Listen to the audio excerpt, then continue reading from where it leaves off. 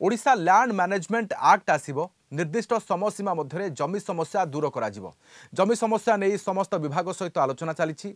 पुरी रे जमीजमा समस्यार स्थायी समाधान पाई समस्या दूर करने लगी प्रस्तुति आरंभ होइछि। पुरी रे राजस्व मंत्री अध्यक्षतार बसिथिबा जमीजमा संक्रांत बैठक में यह आलोचना करा जायछि। जिलापाल तहसीलदार जमी समस्यार विवरणी विभागीय मंत्री को देबे।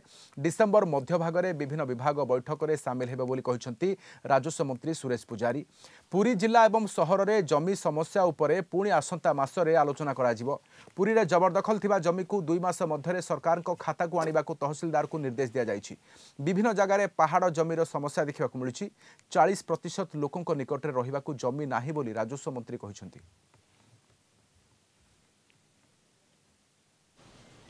बहुत जगार जमी जमा मामलार जो सेटलमेंट बंदोबस्त बोली कहती से बंदोबस्त भूल बंदोबस्त कारण लोके आज पर्यंत अजा दौड़ुले बाप दौड़ला एवं पुओ दौड़ुची कोर्ट कचेरी को समाधान पाई। 40% उड़ीसार लोक जो मान पाखरे खंडे जमी मध्य नहीं निजस्व बासगृह निर्माण करने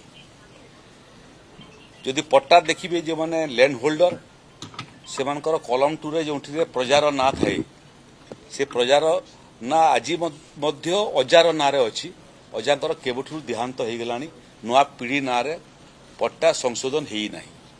ये समस्त समस्या को समाहित करने जिते राजस्व आईन अच्छी से राजस्व आईन आमे व्यापक संशोधन आरंभ कलुनी ताकू समय उपयोगी करने से जिते राजस्व आईन अच्छी ताकू समय उपयोगी करने एबे आमे अध्ययन करुचु एवं प्रस्तुत करुचु जे गोटे राजस्व आईन ओडिशा रे रहिबो।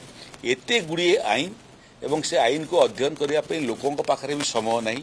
जटिल आईन ताकू समाप्त करी गोटे आईन हेबो एवं समय उपयोगी हेबो लोकों बुझिला भलिया हेबो। ये बाबद रे प्रस्तुति आरंभ होइछि। अति निकट भविष्य रे ओडिशा एक नुआ आईन Odisha government land management act गोटे देखिया जाऊँ।